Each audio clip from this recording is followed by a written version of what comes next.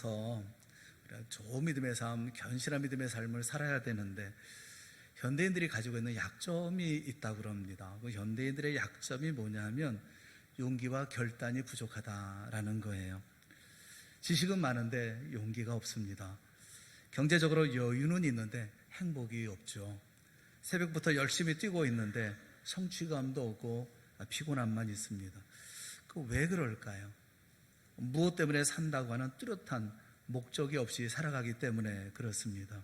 그래서 용기를 낼 수가 없고, 그래서 인생의 결단을 찾아보기가 어렵죠.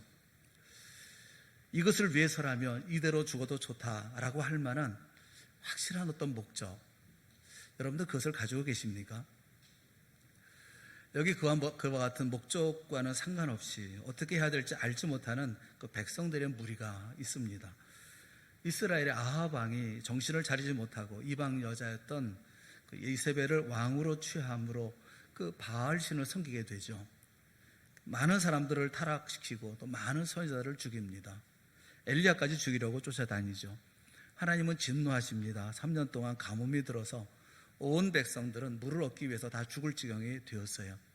그럼에도 불구하고 정신을 차리지 못하는 백성들에게 엘리야는 갈멜산에서 이렇게 외치고 있는 것입니다.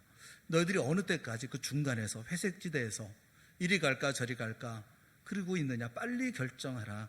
여호와 하나님을 따를 건지 바알을 따를 건지 결정하라. 그게 21절에 있는 말씀이에요. 21절에 있는 말씀 우리 한번 다 같이 읽어봤으면 좋겠습니다. 다 같이 시작. 엘리야가 모든 백성에게 가까이 나아가 이르되 너희가 어느 때까지 둘 사이에서 머뭇머뭇하려느냐. 여호와가 만일 하나님이면 그를 따르고 바알이 만일 하나님이면 그를 따를지니라 하니 백성이 말 한마디도 대답하지 아니하는지라. 엘리야는 백성을 향해서 나라도 사회도 경제도 도덕도 종교도 황폐해지고 몸과 마음이 고갈되어서 죽어가고 있는데 왜 정신을 못 차리고 있느냐. 하나님을 따르라 라고 외치고 있는 것입니다. 요한계시록 3장 16절에 보면 내가 이같이 미지근하여 뜨겁지도 않냐고 차지도 않냐니 내 입에서 너를 토하여 버리리라. 분명하지 않은 것은 예수님께 맞지 않아요. 차든지 덥든지 분명히 하라는 거예요. 예수님은 마가복음 9장에 보면 만일 네 손이 너를 범죄하게 하거든 찍어버리라 말씀합니다. 만일 네 발이 너를 범죄하거든 찍어버리라. 만일 네 눈이 범죄하게 하거든 빼버리라. 장애인으로 다리를 저는 자로 한 눈으로 하나님 나라 들어가는 것이 지옥에 던져지는 것보다 낫다. 그렇게 말씀하셔요. 우리에게 결단하라. 용기를 내라. 그리 말씀하고 계시는 거죠. 백성들이 말 한마디도 대답하지 않고 이렇게 머뭇머뭇거렸던 이유가 뭘까요? 우리도 신앙생활 하면서 이 땅의 삶을 살아가면서 머뭇머뭇거릴 때가 있지 않습니까? 결정 못하고 어떻게 해야 될지 모를 때가 있지요. 마치 양다리 걸치는 이것처럼. 양다리라고 하는 것은 다른 게 아니에요. 둘 다 얻겠다는 거죠. 돈도 얻고 존경도 얻고 세상도 얻고 교회도 얻고 양쪽에서 다 얻겠다는 것입니다. 세상 재미도 보고 하나님의 축복도 누리겠다라는 거예요. 우리 주님은 분명히 말씀하시기를 두 주인을 섬길 수가 없다. 그렇게 말씀하셨어요. 하나님과 재물을 겸하여 섬기지 못하느니라. 그렇게 말씀하고 있어요. 그런데 마치 우리는 두 주인을 섬길 수 있을 것처럼 둘 사이를 왔다 갔다 할 때가 많다는 거죠. 왜 이런 일이 있습니까? 한마디로 말하면 믿음이 없어서 그렇습니다. 하나님이 나에게 모든 것을 다 주시는 분이요, 나의 유일한 소망이고 나에게 복 주시는 분이라고 하는 100% 확신이 있다고 하면 무엇 때문에 망설이겠습니까? 하나님께서 주실 것도 있고 그런데 못 줄 것도 있다 이렇게 생각하니까 양쪽을 왔다 갔다 하는 것이 아니겠습니까? 자기 딴에는 신중하게 결정하느라고 머뭇거린다고 얘기하지만 사실은 시간이 지나가고 있는 것이고 세월 보내고 있는 것이고 위험한 자리로 나아가고 있는 것입니다. 머뭇머뭇거리면서 말 한마디 대답하지 않는 이스라엘 백성들을 보면서 두 가지를 생각을 해봤으면 좋겠어요. 우리의 인생의 삶을 살면서 특별히 신앙생활을 하면서 우리가 한 가지 생각해야 될 게 뭐냐면 능동적으로 살 것인가 수동적으로 살 것인가 하는 문제, 또 하나는 복잡하게 살 것인가 단순하게 살 것인가 하는 문제예요.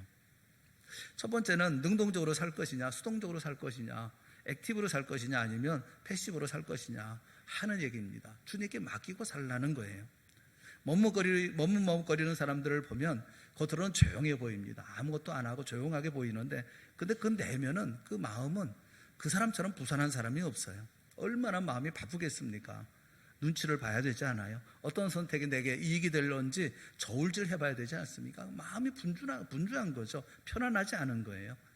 그 양다리 걸치고 있는 사람의 마음은 정신이 없습니다. 이스라엘 백성들을 보세요. 이 머뭇머뭇거린다는 얘기가 뭡니까? 이쪽으로 가지도 않냐고, 저쪽으로 갈 수도 없고, 이리 갈까 저리 갈까 방황하는 모습이 아닙니까? 정신이 없죠. 마음으로서는 어떤 결정을 못 내리고 있는 거예요. 이렇게 마음이 분주한 사람의 특징이 뭐냐면 하나님을 바라보고 기다릴 줄 모른다는 것입니다. 그래서 항상 분주하죠. 자기 힘으로 뭔가 해보려고 하죠. 믿음이 없으니까 보이는 것에 집착을 합니다. 믿음은 바라는 것들의 실상이요, 보지 못하는 것들의 증거라고 말씀하고 계시는데, 믿음이 없으니까 밤낮 보이는 것을 놓지를 못합니다. 그래서 확실한 거, 분명한 것에 매달립니다. 돈돈하잖아요. 돈은 눈에 보이지 않습니까? 거기에 매달리는 거죠. 그리고 항상 초조해야 합니다. 주변 사람들의 평가라든가 사람들에 대한, 나를 향한 사람들에 대한 평가에 너무 신경을 많이 쓰죠. 믿음이 없기 때문에 그렇습니다. 얼마나 믿음이 없으면 사람들을 의식합니까? 다른 사람들이 나를 어떻게 평가하는가 하는 것이 뭐 이렇게 중요한 일이겠어요? 그런데 어디서 한 소리 듣고 와서는 집에 와서 고민을 합니다. 혼자 고민하지 않죠? 남편하고 같이 고민하고, 아내와 함께 고민하고, 애들 모아놓고 고민하고, 온 가족 모두가 다 집안 분위기가 고민이고 걱정이에요. 밤낮 어디에 줄을 설까 고민하고, 또 상황에 대해서 매우 민감합니다. 시편 1편 4편의 악인의 모습과 비슷하지 않습니까?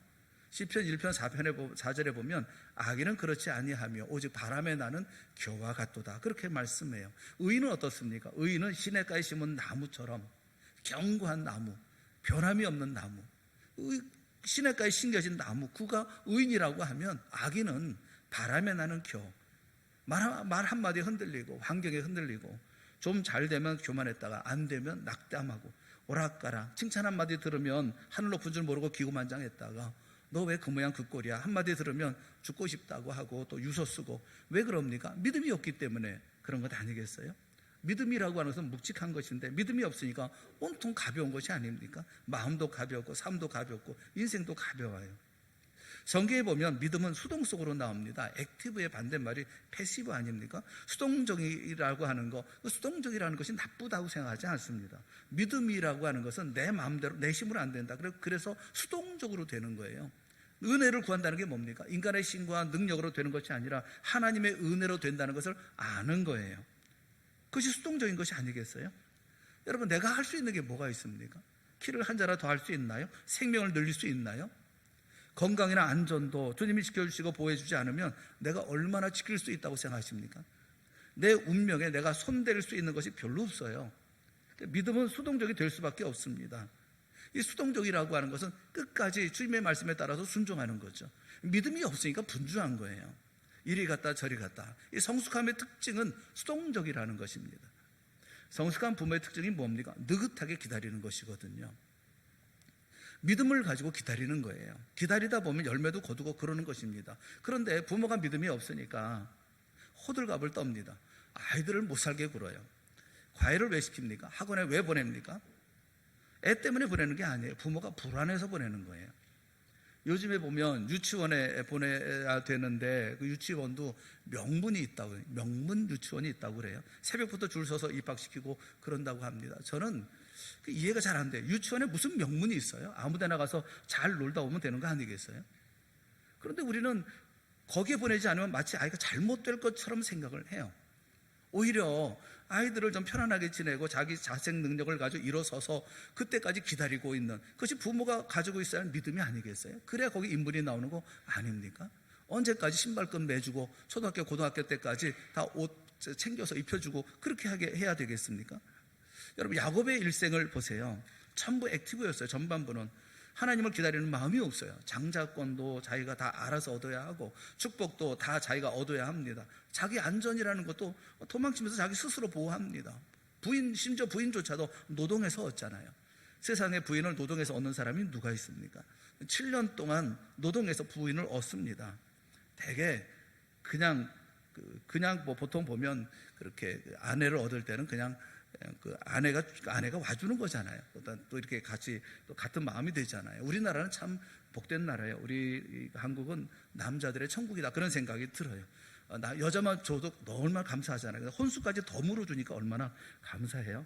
여자만 줘도 감지덕지인데 또 그 집에 가면 씨암탉까지 잡아주고 그러니 얼마나 감사한 일이겠어요. 여기 이거 야곱은요 전부 자기가 얻으려고 그래요. 아내를 얻을 때도 확인도 안 해가지고 7년 동안 또 노동해서 그래서 둘을 얻고, 그러니까 평생 수고하는 삶을 살지 않습니까? 땀 뻘뻘 흘리고 뭐 도망치고, 그러나 나중에 야복강가에 섰을 때 남는 게 뭐예요? 하나도 없지 않습니까? 자기 형 에서가 400명 데리고 와서 죽이겠다, 이것만 남지 않습니까? 그때가 거기가 터닝 포인트인 거예요. 내 인생에 힘쓰고 애써서 남는 게 뭐가 있습니까? 이걸 깨닫는 거죠. 꼭 야곱같이 신앙생활 하는 분들이 있어요. 이리 뛰고 저리 뛰고 하나님 앞에 기도하고 기다리면 안 되겠어요? 충성하고 기다리면 안 되겠습니까? 느긋하게 좀 기다리면 안 되겠어요? 자기 혼자 날짜 정해놓고 뭐 금년 안에 해결하겠다고 하고 뭐 기도해야 열매가 있는 것이 아니겠습니까? 야곱을 보면서 흥미로운 것은 31장, 창세기 31장 이후부터는 야곱이 단독으로 나오지 않습니다. 요셉 스토리에 덤으로 끼어서 나옵니다. 요셉 이야기에 야곱이 마치 엑스트라처럼 이렇게 등장을 해요. 그때부터 수동적인 야곱의 모습을 발견할 수가 있어요. 그런데 수동성이 나타날 때, 수동적이 되었을 때 그때부터 열매를 맺기 시작합니다. 자기가 뭐 펄펄 뛸 때는 하나도 되지 않았잖아요. 자식 가운데 하나도 된 자식이 있습니까? 뭐 있다고 하면 요셉 정도? 요셉도 잃어버린 자식 아닙니까? 그런데 기도하고 그 다음에 받아들이고 난 다음에 아들 12명, 저는 그 성공한 아버지는 유일하게 야곱이라고 생각을 해요. 아브라함에게도 두 아들 있지 않았습니까? 근데 두 아들 중 하나를 버렸잖아요. 이삭에게도 두 아들이 있었지 않습니까? 그 중에 에서는 버리지 않습니까? 하지만 야곱은 엉터리 같은 두 아들이었는데 이들을 다 키워서 12지파를 만들었어요. 하나도 버린 것이 없어요. 기다리니까 다 돌아오잖아요. 지극히 패시브한 거죠. 수동적이었는데 열매는 가장 많았어요. 이게 믿음이라는 겁니다. 바로왕 앞에 축복하고 12아들 축복하고 애굽에서 성대한 장례식 거행하고, 야곱이 이렇게 열매를 맺었을 때 기다려서 다 받았다는 거예요. 내가 자식을 잃게 되면 이르리이다. 그게 신앙의 고백이지 않습니까? 인생은 그래서 액티브가 아니에요. 능동적으로 뭔가 해야 되겠다는 게 아니에요. 그냥 받아들이는 거예요. 믿음은 받아들이고 기다리는 거예요. 주님의 인도하심을 믿고 기다리세요. 머뭇머뭇거리면서 내가 뭘 해야 되지 않을까? 어떤 결정을 해야 될까? 어떤 판단을 해야 될까? 고민하지 말고 믿고 순종하는 거. 그게 신앙의 삶이에요. 하나님께서 말씀하시면 아멘 하고 그 길로 걸어가는 게 그게 수동성이 아닙니까? 여러분 모두가 다 어떤 어려운 자리 가운데 있다 하더라도 근데 주님을 바라볼 수 있기를 주님의 이름으로 축원합니다. 주님께서 가르치는 그곳을 바라보고 그 길로 갈 수 있기를 바랍니다. 내가 뭘 해보겠다고, 내가 뭘 이루겠다고 얘기하기 이전에, 그 전에 주님께서 나를 인도하신 그 길로 갈 수 있는 우리 모두가 되어질 수 있기를 바라요. 그래서 두 번째 우리가 생각할 게 뭐냐면, 복잡하게 살 건가 단순하게 살 것인가 하는 거예요. 삶을 단순하게 살라는 것입니다. 엘리야에게 누가 있어요? 오직 하나님밖에는 없어요. 엘리야에게는 하나님 외에는 없습니다. 그러니까 생각할 것도 없고 걱정할 것도 없고 고민할 것도 없어요. 어차피 선택할 길은 하나밖에 없으니까요. 주밖에 없사오니 하고 나아가지 않습니까? 주님 의지하고 사는 우리 모두가 되기를 주님의 이름으로 축원합니다. 믿음의 사람은 그게 제일 마음 편안한 거예요. 나는 일주일 내내 새벽 예배 나온다 하는 사람은 마음이 편해요. 어차피 나가는 거니까요. 뭐 나오는 데는 그 갈등이 없어요. 매일 새벽에 나가니까요. 저는 주일날 예배 참석하는데 전혀 갈등이 없습니다. 목사가 뭐 교회 안 나가겠어요? 주일날?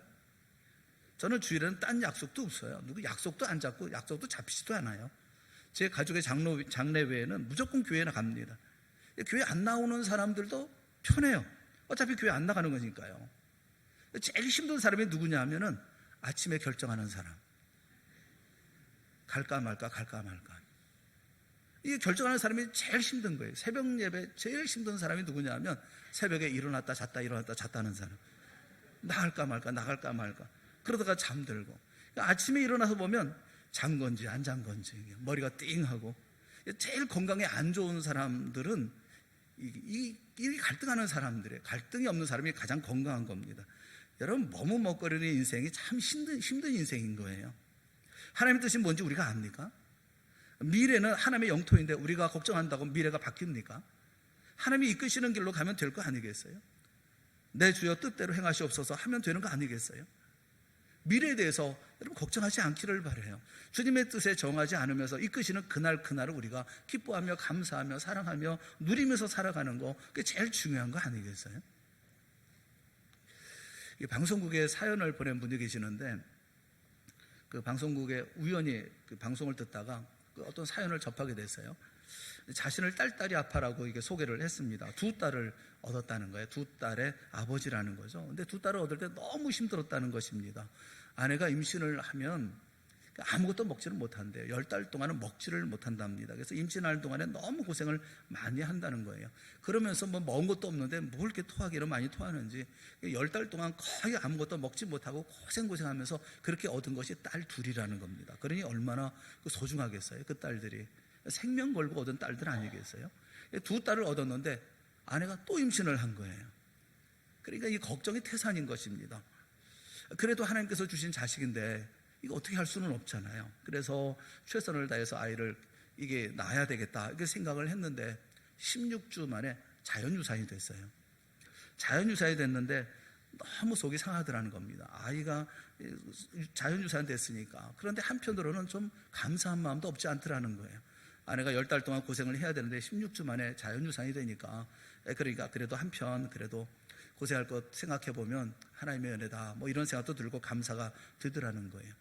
그런데 그렇게 유산하고 난 다음에 아내가 속이 좋지 않다 자꾸 이렇게 얘기를 해서 병원을 찾아갔는데 의사가 뭐라고 그러냐면 뱃속에 20주 된 태아가 있더라는 거예요. 이거 쌍둥이였던 겁니다. 쌍둥이 가운데 하나가 죽은 거고 하나가 지금 살아남은 거예요. 그 중에 하나가 살아남은 거예요. 그래서 이분이 그 아이의 이름을 모세라고 지었어요. 모세. 가진 역경을 이기고 죽음 가운데 살아난 아이. 이 아이는 얼마나 소중하겠어요. 하나가 살아남았으니까. 그러니까 이것을 고생 끝에 이제 아이를 낳습니다. 낳았는데 낳고 보니까 1.8kg 미숙아로 태어났어요. 인큐베이터에 넣어가지고 그래서 이제 아이를 키워내는데 뭐 애를 쓰고 노력을 했죠. 근데 어느 날 의사가 부르더라는 거예요. 의사가 부르면서 뭐라고 얘기하냐면 이 아이가 폐혈증이라는 겁니다. 그러니까 아이 데리고 가라는 거예요. 튀어나라는 겁니다. 살지 못한다는 거예요. 이분이 그 얘기를 듣고 그 복도에서 그냥 대성통곡을 했다고 그래요. 그러면서 울부짖으며 기도했답니다. 하나님, 주실 때는 언제고 이제 간신히 살아나서 이제 태어난 아이, 이렇게 태어난 아이, 살겠다고 태어난 아이를 데려가신다는 것도 무슨 말입니까? 웬 말입니까? 뭐 울부짖으면서 기도했다는 거예요. 이러면서 막 울부짖고 있으니까 뭐 위층에 있는 사람, 아래층에 있는 사람들 이런 소리, 시끄러운 소리 듣고 내려와가지고 그 얘기를 듣고 난 다음에 함께 기도하게 되어졌다는 거예요. 그런데 그 모습을 지켜보고 있었던 의사가 마음에 감동이 돼서 그러면 맡겨달라. 그럼 최선을 다하겠다. 그래서 의사들이 돌아가면서 24시간 아이를 지켜봤다는 겁니다. 아이에게 이상이 생기면 즉시 그 아이를 보면서 이렇게 치료를 하고 또 호흡이 멈추면 기도를 열어가지고 통해서 호흡할 수 있도록 그렇게 막 애를 썼다는 거예요. 그 아이가 지금 38살이래요. 그분의 고백이 자신은 호흡처럼 기도한답니다. 호흡하는 게 기도처럼, 기도가 호흡처럼 그렇게 한다는 거예요. 이 사연을 보낸 분이 누구냐면 멕시코 선교사인 우상배 선교사님의 이야기인 거예요. 사랑하는 여러분, 믿음 생활은 복잡한 거 아니에요. 복잡하게 산다고 해서 여러분 이룰 수 있는 게 아니에요. 이리저리 머리 굴려가면서 살아갈 수 있는 게 아니에요. 믿음 생활은 오직 주님만 바라보고 내게 주어진 삶을 기쁨과 감사와 찬양으로 살아가는 거예요. 힘을 다해 용기를 살아가는 거예요. 우리는 주님께서 오신 이 땅의 삶을 능동적으로 내 힘으로 내 능력으로 살아가는 게 아니에요. 갈멜산에 있는 이스라엘 백성들, 그들은 머뭇머뭇거리잖아요. 어떻게 할 건가? 어떻게 판단해야 할 건가? 어떤 길로 가야 될 건가? 머뭇머뭇거리고 있지 않습니까? 마음이 분주하고 썩은 그런 인생은 그렇게 살 수밖에 없어요. 그러나 주밖에 없사오니 하고 모든 것을 받아들이고 그리고 그 가운데서 하나님 앞에 단순한 믿음의 삶을 살아가는 것, 그게 성도의 삶이라고요. 사랑하는 여러분, 오늘 우리에게 하나님께서 주신 오늘을 누리는 우리 모두가 되어질 수 있기를 주님의 이름으로 축원합니다. 어떤 그런 얘기했잖아요. 가장 중요한 시간이 언제냐? 지금이다. 가장 중요한 사람이 누구냐? 내가 지금 만나고 있는 사람이다. 가장 중요한 일이 어떤 일이냐? 내가 지금 하고 있는 일이다. 이것이 가장 소중한 일이잖아요. 오늘을 누리고 오늘도 주 앞에서 머뭇거림 없이 주 역사 만들어갈 수 있는 우리 모두가 되어질 수 있기를 주님의 이름으로 축원합니다. 신앙의 삶을 살아가면서 너무 생각 많이 하고 또 뭐 이렇게 전도한다고 그럴 때 뭐 생각 많고 그렇게 하지 마세요. 이 끝도 없어요.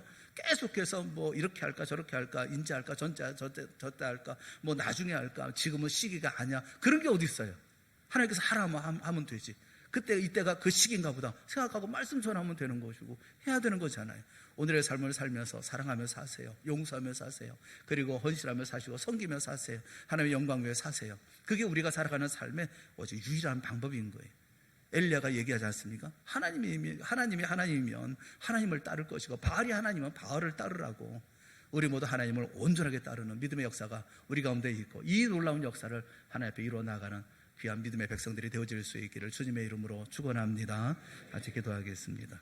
사랑하는 하나님 아버지, 은혜를 감사합니다. 우리로 하나님의 백성 되게 하시고 우리로 하여금 미래를 향해서 어떻게 삶을 살아야 할지 알려주시고 보여주시지 그 은혜를 감사합니다. 바르게 살게 하시고 정직하게 살게 하여 주시옵시고 복잡하지 않고 오직 주님의 말씀에 순종하며 주님 기뻐하시는 삶을 주님과 동의하는 삶으로 살아가는 우리 모두가 되게 하여 주시옵소서. 예수님의 이름으로 기도드리옵나이다. 아멘. 우리 다 같이 자리에서 일어나셔서 우리 358장 우리 찬송하겠습니다.